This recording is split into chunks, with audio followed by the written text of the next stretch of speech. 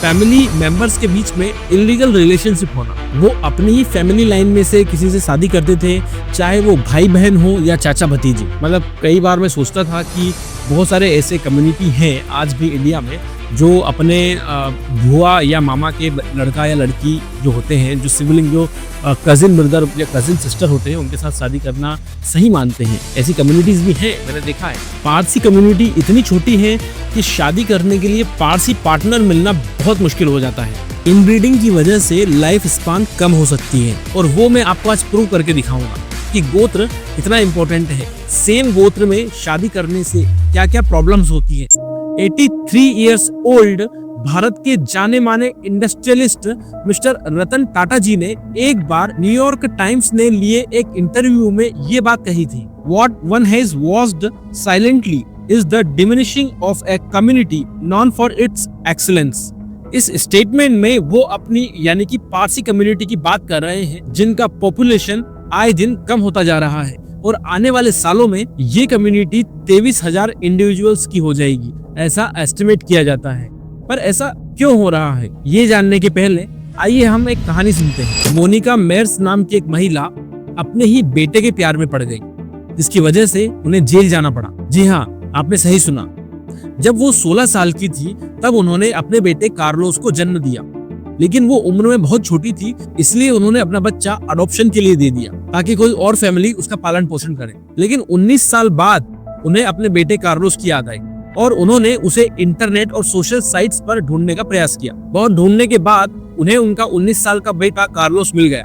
उसके बाद उन्होंने अपने बेटे से पूछा कि क्या वो उनसे मिलना चाहेंगे, तब कार्लोस भी इस बात के लिए मान गया। इसमें कार्लोस भी अपनी बायोलॉजिकल मदर से फिजिकली मिलने के लिए बहुत एक्साइटेड था, और वो उतना ही एक्साइटेड था जितनी की मोनिका। मिलने के बाद उन दोनों की बॉन्डिंग बहुत अच्छी हो गई। उनको लगा ही नहीं कि वो दोनों एक दूसरे से 19 साल के बाद मिल रहे हैं, और ऐसे ही वो दोनों मिलने के बाद एक दूसरे के साथ टाइम स्पेंड करने लगे। फिर एक रात उन्हीं के नेबर ने उनके ऊपर कंप्लेन कर दी और फिर उन दोनों को जेल जाना पड़ा। लेकिन ऐसा क्यों? एक माँ अपने बेटे से ही तो मिलजुल रही थी, राइट?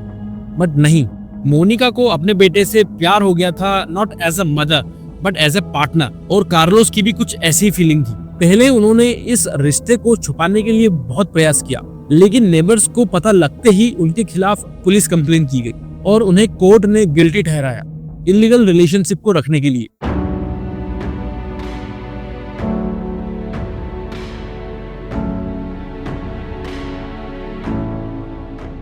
इंसेस्ट इस शब्द का मतलब है फैमिली मेंबर या close relative. In short, family members के बीच में इलीगल रिलेशनशिप होना। सुनने में ही कितना बेकार सा लगता है, लेकिन एक टाइम पर इसे बहुत ज्यादा प्रैक्टिस किया जाता था। भगवान की ऐसी असीम कृपा है हमारे भारतवासियों के ऊपर कि इस तरह का कल्चर ना पहले हमारे यहाँ था ना अभी है। लेकिन आजकल कुछ वेस्टर्न मेंटालिटी से इन्फ्लुएंस लोग इस कल्चर को आगे बढ़ावा दे रहे हैं। मुझे यह कहानी बताने की जरूरत आपको इसलिए पड़ी क्योंकि मैं यहाँ पर आपको गोत्र का कंसेप्ट समझाना चाहता हूँ। आजकल के जो लोग बोलते हैं ना कि सेम कास्ट सेम गोत्र में करने से क्या होगा, ये सब जो है अवधारणाएं हैं, ये सब जो है रूढ़िवादिता है।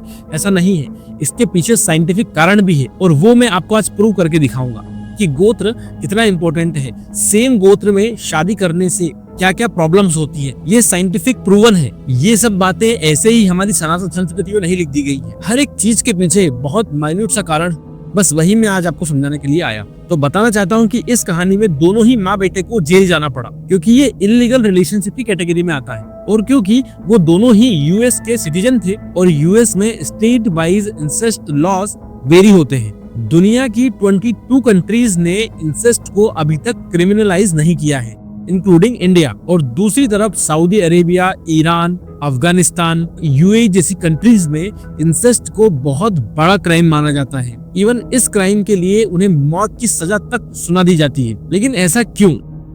चलिए एक कहानी और सुनते हैं। 16वीं शताब्दी में स्पेन के एक किंग ने अपनी ही नीस से शादी कर ली थी। उस रॉयल फैमिली में ये बहुत कॉमन था। वो ये इनब्रीडिंग जानबूझकर के करते थे। लिम्पिएजा दे सांग्रे इस शब्द का मतलब है ब्लड प्यूरिटी। ये ब्लड क्लीनलीनेस का भूत 1400 ईस्वी में स्पेन के सारे रॉयल फैमिलीज के सर पर चढ़ा हुआ था। वो अपने ब्लड लाइन को प्योर रखना चाहते थे और किसी भी आउटसाइडर को अपने परिवार का हिस्सा नहीं बनने देना चाहते थे। मैरियाना और फिलिप द फोर्थ ने 4 बच्चों को जन्म दिया, जिसमें से एक बच्चा जिंदा रह पाया, और वो भी लुक्स और हेल्थ वाइज इतना कंफर्टेबल नहीं था। उनका चेहरा स्किन डिसीजेस से भरा हुआ था, उनका जॉ भी डिस्टॉर्टेड था, उनका जबड़ा इतना डिफॉर्म था कि 2 सेट्स ऑफ टीथ एक साथ कभी नहीं आ पाते थे, जिसकी वजह से उन्हें खाना चबाने में, खाने में और बाकी सारी चीजों में भी बहुत कठिनाई होती थी। पाचन से रिलेटेड उन्हें बहुत सारी बीमारियां रेगुलर होती रहती थी और बाकी स्किन डिसीजेस भी होती रहती थी, जैसे चिकन पॉक्स। वो शरीर से डिफॉर्म तो थे ही, लेकिन साथ ही साथ वो इनफर्टिलाइज भी थे, क्योंकि 2 शादियां होने के बावजूद भी वो अपने बच्चे को जन्म नहीं दे पाए। उनकी मेंटल कंडीशन भी उनकी फिजिकल कंडीशन की तरह ही थी, और पूरा स्पेन ये मानता था कि उनके ऊपर कोई काला जादू हुआ है। उनके 39 बर्थडे के 5 दिन पहले ही उनकी मौत हो गई। उनकी ऑटोप्सी की रिपोर्ट सुनकर आप यही सोचोगे कि death was a better option. His heart was the size of a peppercorn. Even उनके सर में पानी भरा हुआ था। चार्ल्स II की मौत पेंगिस हैब्सबर्ग एम्पायर की एंड को मार्क करती है। हिस्टोरियन जॉन लैंगडन डेविस उनके बारे में लिखते हुए कि चार्ल्स II की बिगिनिंग ही उनका एंड था। उनके जन्म से ही वो मृत्यु का इंतजार कर रहे थे। ये सब इसलिए हुआ क्योंकि हैब्सबर्ग फैमिली में सालों से इनब्रीडिंग प्रैक्टिस की जाती थी। वो अपनी ही फैमिली लाइन में से किसी से शादी करते थे, चाहे वो भाई बहन हो या चाचा भतीजी। पर क्या आपको पता है, जैसे चार्ल्स II के साथ पूरे हैब्सबर्ग डायनेस्टी का एंड हुआ, वैसे ही हजारों साल पहले एक निएंडरथाल स्पीसीज का भी एंड हुआ था। जब से निएंडरथाल स्पीसीज के एग्जिस्टेंस का एविडेंस हमको मिला है, तब से साइंटिस्ट और रिसर्चर्स थ्योरीज पे थ्योरीज सजेस्ट किए जा रहे हैं कि 40,000 साल पहले कजिन स्पीसीज वाइप आउट हुई तो कैसे हुई। साइंटिस्ट ने साइबेरियन निएंडरथाल का 50,000 साल पुराना टोपोन डिस्कवर किया। जब उसको बाकी ह्यूमन स्पीसीज जैसे डेनिसोवान, निएंडरथाल और 25 और मॉडर्न स्पीसीज से कंपेयर किया गया, तो ये बात सामने आई कि वो निएंडरथाल वुमन एक छोटे और कम पॉपुलेटेड एरिया से आई थी। साइंटिस्ट को ये तो पता था कि कम पॉपुलेशन होने की वजह से निएंडरथाल अपने लोकल पॉपुलेशन के साथ ब्रीड किया करते थे, जिससे उनकी जेनेटिक डाइवर्सिटी कम हुई। लेकिन उस साइबेरियन निएंडरथाल वुमन के जीन से ये पता चला कि उनका जीन पूल कुछ ज्यादा ही छोटा था, जिससे ये साबित होता है कि निएंडरथाल्स अपने हाफ सिबलिंग के साथ ब्रीड किया करते थे। इस प्रैक्टिस की वजह से उनकी रिप्रोडक्टिव फिटनेस भी कम हो गई और जेनेटिक वेराइटीज ना होने की वजह से वो बीमारियों का शिकार होने लगे, और इसी तरह शायद वो एक्सटिंक्ट हुए होंगे। कॉन्सैंग्विनिटी मैरिज, यानी कि अपनी ही फैमिली में शादी करना। कई रिसर्च में ये सामने आया है कि इस प्रैक्टिस की वजह से बहुत सारी बीमारियां आपके जीन से पास ऑन हो सकती है या फिर डेवलप हो सकती है, including low IQ and heart disease. और अगर ऐसा ही चलता रहा तो उस स्पीशीज को या फिर उस ग्रुप को खत्म होने से कोई नहीं रोक सकता। अब भारत का एग्जाम्पल लेते हैं। भारत देश को सबसे ज्यादा डाइवर्सिटी वाला देश माना जाता है। अलग तरह के फेथ, अलग तरह की कम्युनिटीज और उसी के साथ साथ अलग तरह के कल्चरल ट्रेडिशंस। इन्हीं कम्युनिटीज में से एक है पारसी कम्युनिटी, जिन्होंने शुरू से ही इंडिया को डेवलपमेंट की सीढ़ी चढ़ने में मदद करी है। कैसे? भारत ने मॉडर्न टाइम्स में 3 फेजेस देखे हैं: pre Indian phase, colonial phase और पोस्ट इंडिपेंडेंट फेज। इन तीनों फेजेस में पारसी कम्युनिटी का सबसे ज्यादा योगदान रहा है। टाटा और गोदरेज, ये दोनों नाम किसे नहीं पता। इन दोनों का ही इनिशिएटिव पारसी के द्वारा लिया गया था, namely sir Ratan ji Jamshed ji Tata and Ardeshir Godrej. Indian nuclear program के फादर कहे जाने वाले डॉक्टर होमी जहांगीर भाभा 1971 के इंडो पाक वार में सर्व करने वाले, जो कि बाद में हमारे इंडिया के फील्ड मार्शल बने, शेम मोनिक-शाह। फेलो रॉयल फैमिली के लिए इलेक्ट होने वाले पहले इंडियन आर्देशियर करसद जी, और मॉडर्न टाइम के भी काफी इंडियन इंडस्ट्रियलिस्ट और एडवोकेट्स पारसी कम्युनिटी से बिलोंग करते हैं। लेकिन 1941 से लेकर आज तक उनकी पॉपुलेशन गिरती ही जा रही है। 2001 से लेकर 2011 के सेंसस के अकॉर्डिंग पारसी कम्युनिटी की पॉपुलेशन 69,000 से 57,000 तक ड्रॉप हुई है। डेमोग्राफर अवा खुल्लर के अनुसार इसका एक मेन रीजन इनब्रीडिंग है। पारसीस अपनी कम्युनिटी के बाहर शादी करना प्रेफर नहीं करते, और उनकी ये मेंटालिटी उनके 1300 साल पुराने पास से रिलेटेड है,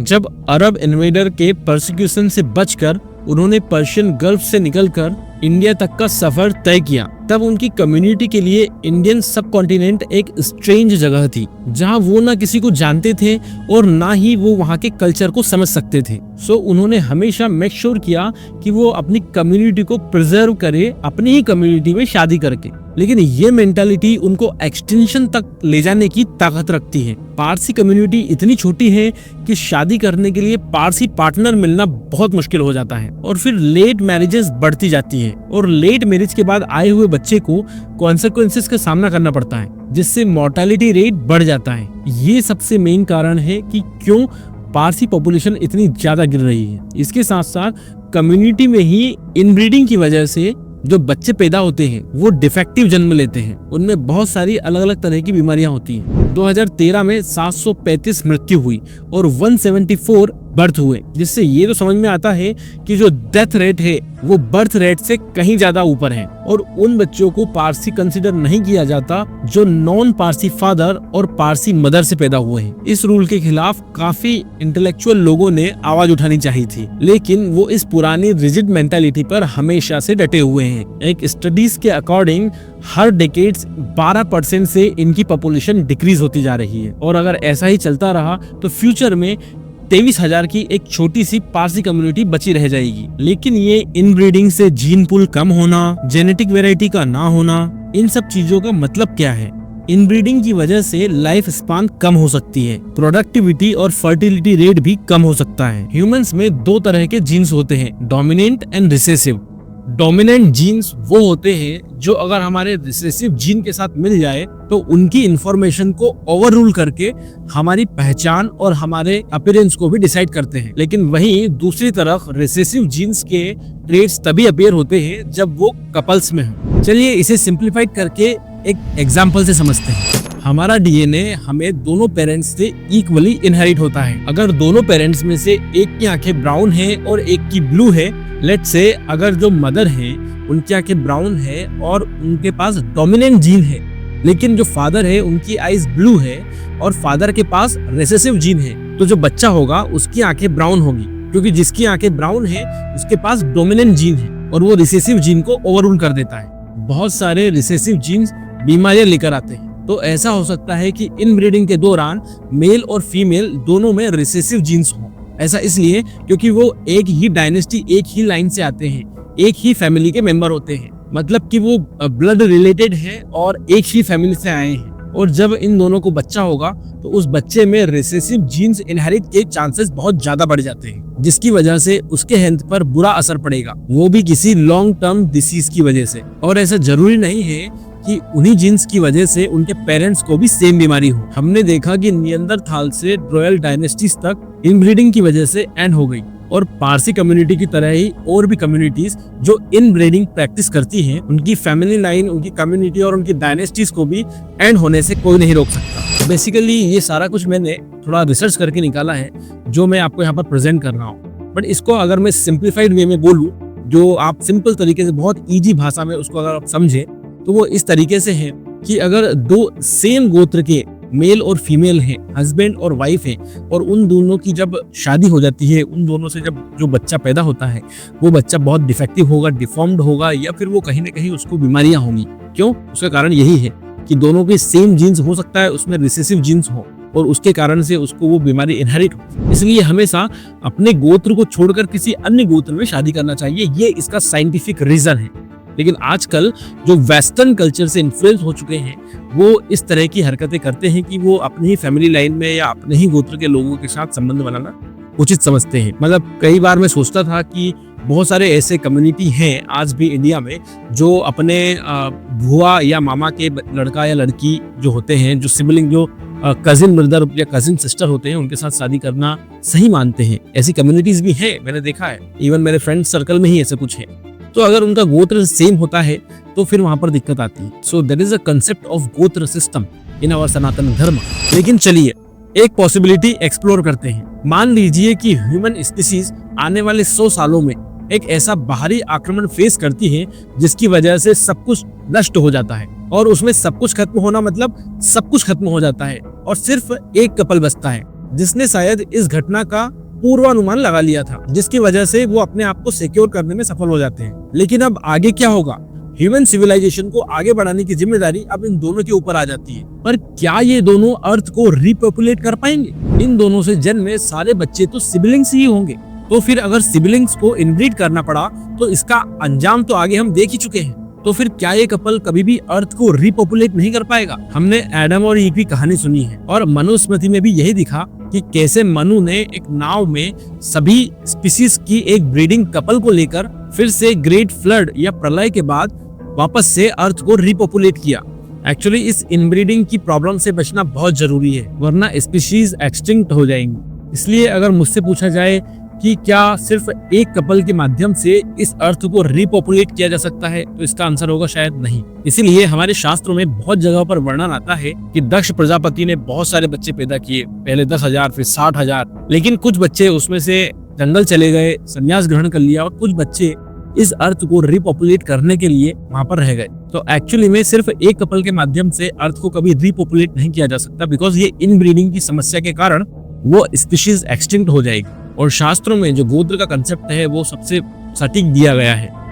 अगर सेम गोत्र के बच्चे एक साथ शादी करेंगे, सेम गोत्र के लोग एक साथ इनब्रीडिंग करेंगे, तो वो स्पीशीज एक्सटिंक्ट हो जाएगी या उनकी डायनेस्टी एक्सटिंक्ट हो जाएगी। इसलिए हमारे सनातन धर्म में ये परंपरा रही है कि अलग अलग गोत्र के लोग शादी करें और बच्चे पैदा करें। हिस्ट्री तभी रिपीट होती है जब इंसान अपनी गलतियां दोहराता है, और गलतियां दोहराना हमारे ऊपर बहुत भारी पड़ सकता है। So let's educate everyone about this गोत्र सिस्टम एंड दिस इनब्रीडिंग, क्योंकि जितना हम अपने आप को एजुकेट करेंगे उतना हम इस समस्या से बच पाएंगे। So इस वीडियो के लिए आज इतना ही। आप अपना ओपिनियन कमेंट सेक्शन में बताइए, और हाँ, लाइक और सब्सक्राइब करना ना भूलिए। स्क्रीन पर आ रहा है इस वीडियो को क्लिक करके जरूर देखें। मैं आपसे वहीं मिलूंगा, तब तक के लिए धन्यवाद।